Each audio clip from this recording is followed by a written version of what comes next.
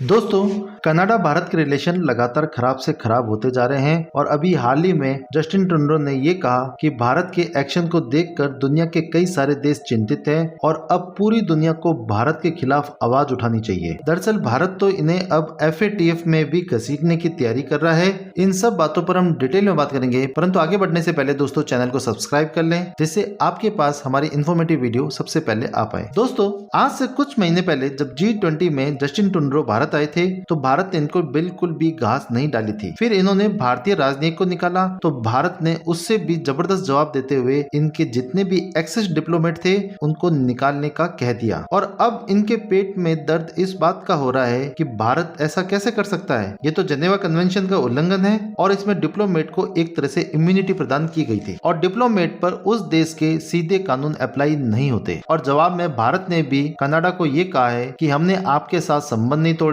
हमने आपके सभी राजनयिकों को जानने के लिए नहीं कहा, बल्कि आपको सिर्फ ये कहा है कि जितने हमारे डिप्लोमेट्स हैं आपको भी अपने डिप्लोमेट्स उस पैरिटी के अंदर ही रखने चाहिए। और भारत ने कनाडा के एक्सेस डिप्लोमेट को हटाने के लिए कहा था और शुरुआत में इन्हें काफी कम समय दिया गया था, परंतु अब वो समय बढ़ा दिया गया था। तो इससे कनाडा को बहुत ज्यादा समस्या हुई है और उसके सपोर्ट के लिए 5 आइज कंट्रीज आ गई और यूके और अमेरिका ने ये कहा है कि भारत को कनाडा के डिप्लोमेट्स को इस तरीके से नहीं निकालना चाहिए। और भारत ने भी यही कहा है कि हमने कोई भी कानून का उल्लंघन नहीं किया है और हमने जेनेवा कन्वेंशंस के अकॉर्डिंग ही काम किया है। वैसे आप सबको लग रहा होगा कि जस्टिन ट्रूडो के ईगो को हर्ट हुआ होगा। दोस्तों, उससे भी ज्यादा दर्द जस्टिन ट्रूडो को इस कारण हुआ है कि उनको अपना भविष्य अंधकार में लग रहा है, क्योंकि इससे कनाडा की अर्थव्यवस्था पर तथा कनाडा के लोगों के पेट पर लात पड़ी है। एक रिपोर्ट के अनुसार 2024 में भारत के छात्र $80 बिलियन लगाकर विदेश पढ़ने जाएंगे, जिसमें सबसे बड़ा हिस्सा लगभग 10 से 20 बिलियन डॉलर कनाडा को मिलने वाला था। और कनाडा की कुछ यूनिवर्सिटी तो सिर्फ भारतीय छात्रों के कारण ही चलती है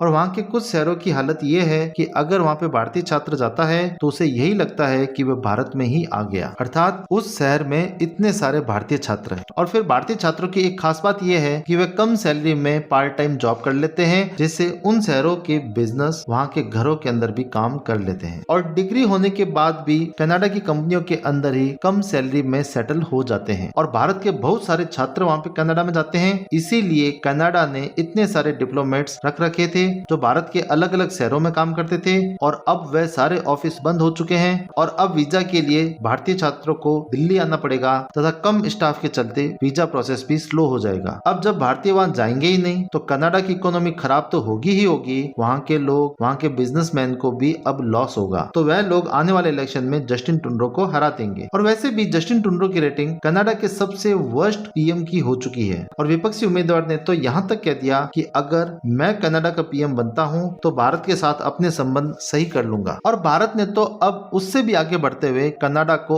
FATF में घसीटने की तैयारी भी कर ली है, क्योंकि भारत के पास इस बात के पुख्ता सबूत हैं कि कनाडा अपने यहाँ पर आतंकवादियों को पनाह देता है, उन्हें फंड देता है, उन्हें सपोर्ट करता है। और कनाडा में जितने भी भारत विरोधी प्रदर्शन हुए हैं, जो रैलियां हुई है, जिनके फुटेज सोशल मीडिया पर अवेलेबल है, वह भारत के लिए एक्स्ट्रा सबूत का काम करेगी। और ऐसा नहीं है कि कनाडा सिर्फ भारत से ही पंगा कर रहा है, इससे पहले चीन से भी ये पंगा कर चुके हैं जब उन्होंने चीन की एक बड़ी कंपनी के CEO को हाउस अरेस्ट कर लिया। तो जवाब में चीन ने भी कनाडा के बहुत सारे टूरिस्ट को गिरफ्तार कर लिया और फिर दबाव में आकर कनाडा को चीनी CEO को छोड़ना पड़ा, तब जाके उस समय मामला शांत हुआ। और चीनी राष्ट्रपति ने तो सार्वजनिक रूप से जस्टिन ट्रूडो को डांट लगाई, जिसके वीडियो भी सोशल मीडिया पर अवेलेबल है। और तो और सऊदी अरबिया से भी इन्होंने पंगा कर लिया था। सऊदी अरबिया से तो पंगा इतना बढ़ चुका था कि इन्होंने राजनीतिक संबंध ही खत्म कर लिए थे, जो अब जाके कुछ महीने पहले शुरू हुए हैं। तो भारत जब FATF में कनाडा की क्लास लगाएगा तो कहीं न कहीं सऊदी अरब और चीन जैसे देश भी भारत को सपोर्ट करेंगे, क्योंकि वे भारत के बहाने कनाडा से अपना हिसाब चुकता करेंगे। वैसे आपको क्या लगता है, क्या भारत सही कर रहा है या नहीं? आप हमें कमेंट सेक्शन में बताएं। Thank you for watching this video.